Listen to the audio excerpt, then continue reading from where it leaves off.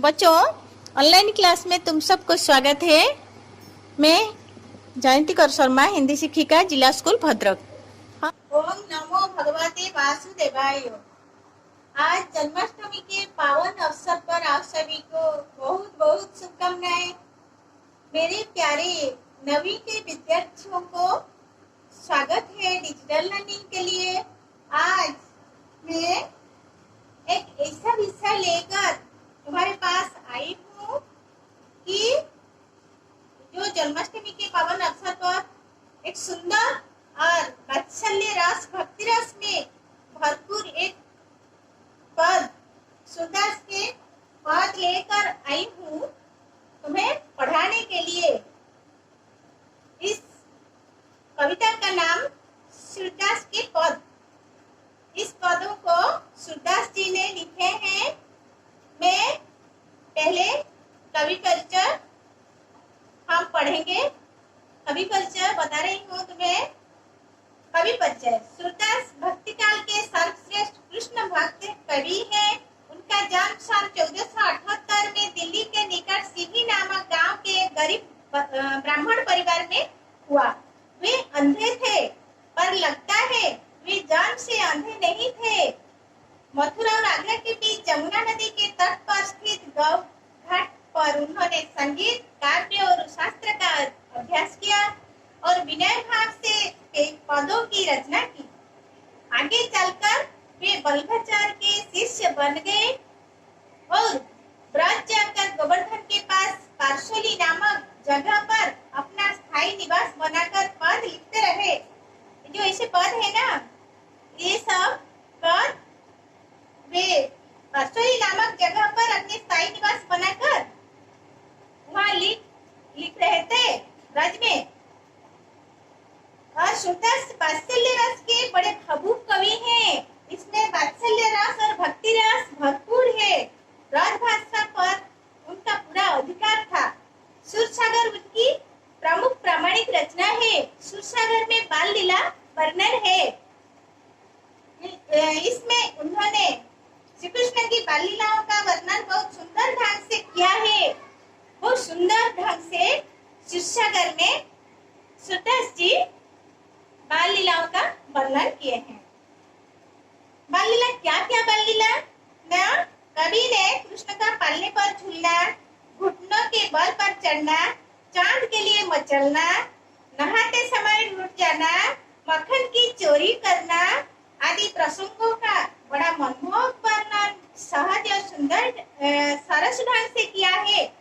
श्री कृष्ण की बाल लीला के प्रसंग में कवि ने माखन चोरी का एक सुंदर चित्र अंकित किया है। माखन चोरी सूरदास जी के जो बाल लीलाओं में भगवान कृष्ण कन्हैया के सबसे नटखट लीला है, जिसे लिखने में या सब सुनने में या पढ़ने में अत्यंत आनंद मिलता है, दिल को चैन मिलता है, भक्ति रस में हम डूब जाते हैं। गोपियों का श्री कृष्ण की बाल लीला के प्रसंग में कवि ने माखन चोरी का सुंदर चित्र अंकित किया है। गोपियों के मन में यह अभिलाषा है कि बालक कृष्ण उनके घर आए हैं और उनकी मटकी में हाथ डालकर सब माखन को चोरी कर लिए हैं। कृष्ण की उनकी अभिलाषा, कृष्ण भी उनकी अभिलाषा पूरा कर दिए। चोरी पकड़ी जाती है। माता यशोदा से शिकायत भी पहुंचती है। ये जो ग्वालिन आए थे माता यशोदा के पास, कन्हैया जो चोरी किए थे, मक्खन चोरी किए थे, इसे बोलने के लिए वे उसे आनंद मिलता था। और माँ यशोदा के पास आकर बाल लीला, भगवान के बाल लीला देखकर या माँ और बेटे में जो तप हुआ है, या माँ के पास जो शिकायत करती है जो ग्वालिन ने, ये भी बहुत आनंद मिलती है ग्वालिन जी को। तेरो लाल, हम पद पर आए। तेरो लाल मेरी माखन खायो। माँ यशोदा के पास वे उस ग्वालिन ने पहुंच चुकी है और कह रही है, तेरा लाल, तेरा बेटा मेरा सब माखन को खा लिया है। हम सब सो गए हैं दोपहर को।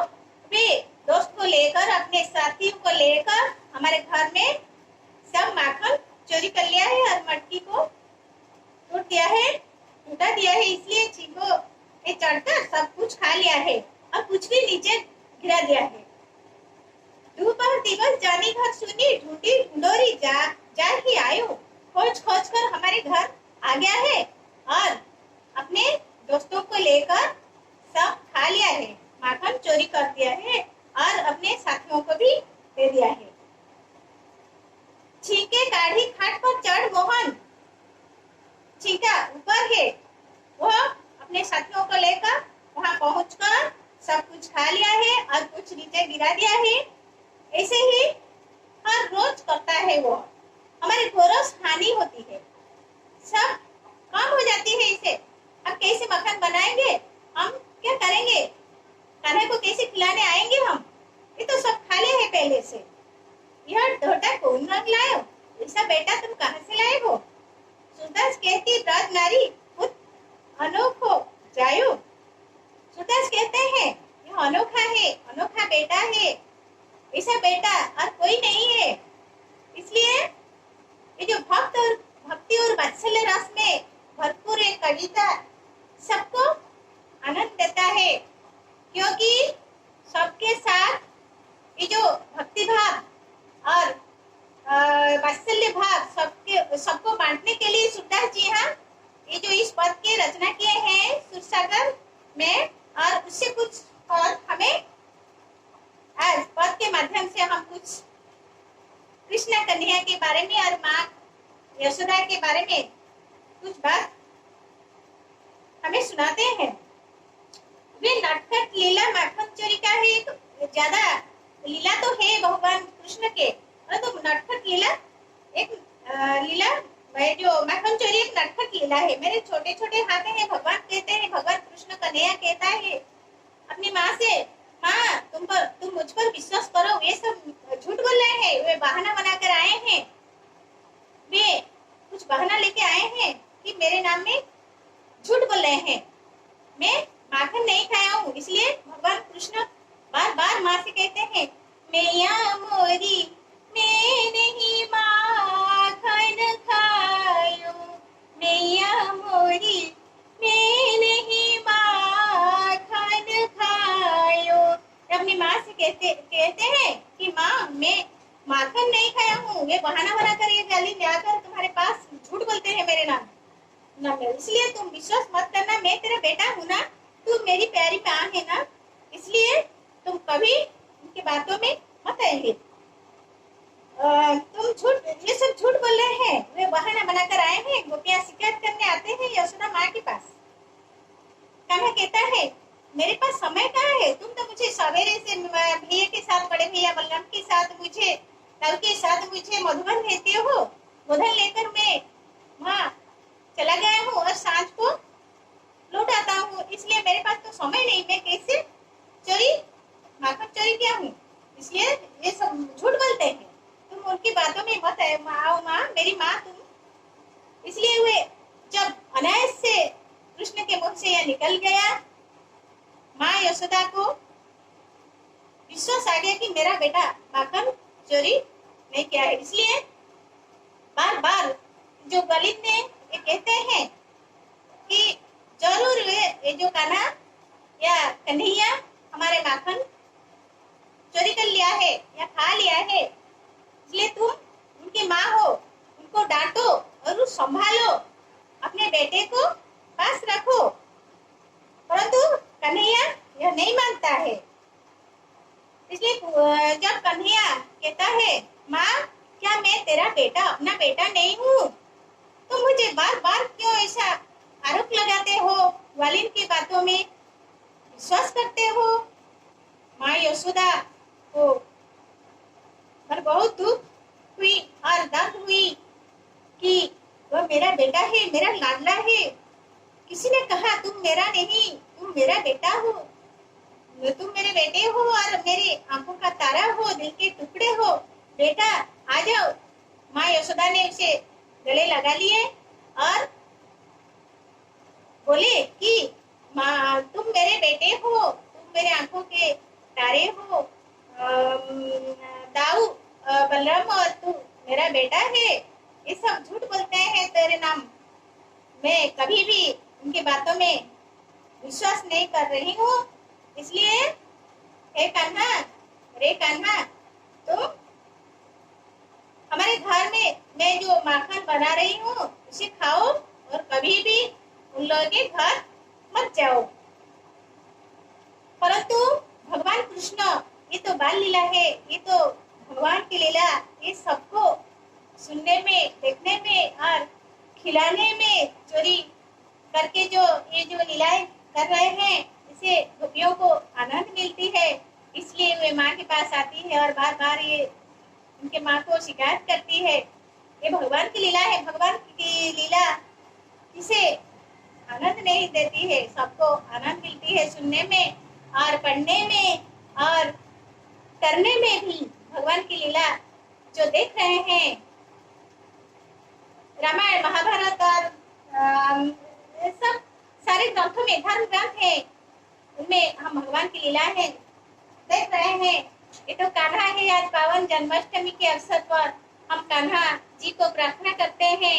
ये जो महामारी हमें चारों ओर घेर लिया है, भगवान कान्हा आज पावन जन्माष्टमी में हम सब प्रार्थना कर रहे हैं कि जितने जल्दी ही यह चले जाए और हम ये जो डिजिटल प्लेटफॉर्म को हम हमारे बच्चे अपनाते हैं, ये भी बहुत शीघ्र दूर हो जाएगा और भगवान करे जल्दी ही जल्दी सब ठीक हो जाए।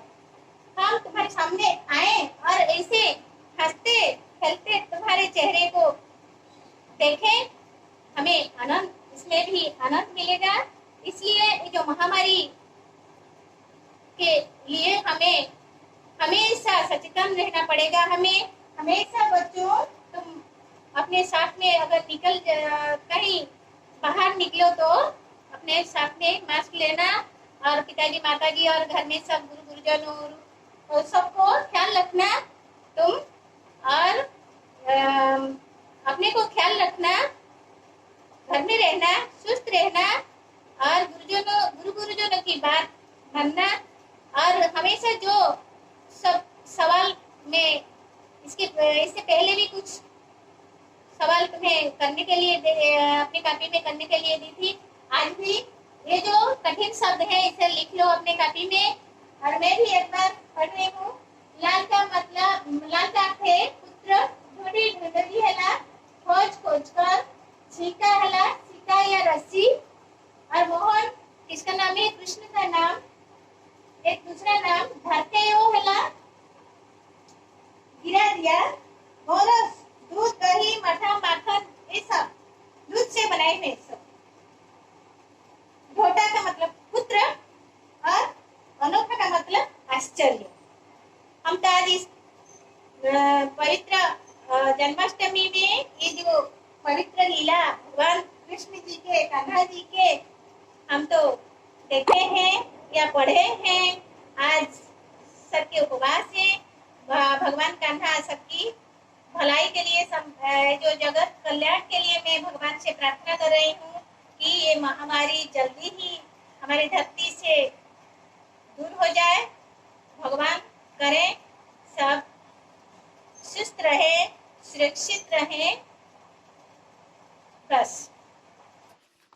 प्यारे विद्यार्थियों, आज तो हम सूरदास के पद पढ़ लिए हैं। फिर भी मैं संक्षेप में इसका भावार्थ एक बार कहना चाहती हूँ। देखो बच्चे, तेरो लाल मेरी माखन खायो, दोपहर दिवस जानी घर सुनी, ढूंढी ढंडोरी जा ही आयो। खोल किवाड़ सुन मंदिर में, दूध दही सब माखन खबायो। छींके काढ़ी खाट चढ़ मोहन, कछु खायो कछु ले ढरकायो। दिन प्रति हानि होत गोरस की, यह ढोटा कौन रंग लायो। सूरदास कहती ब्रज नारी, पुत अनोखो जायो। बालक कृष्ण की दधी चोरी की लीला यहाँ वर्णन है। ब्रजभूमि की एक ग्वालिन माता यशोदा से शिकायत करती है कि तेरे लड़के ने हमारा माखन खा लिया। दोपहर को घर सुना देकर खोज खाज कर तेरा बेटा मेरे घर में घुस गया।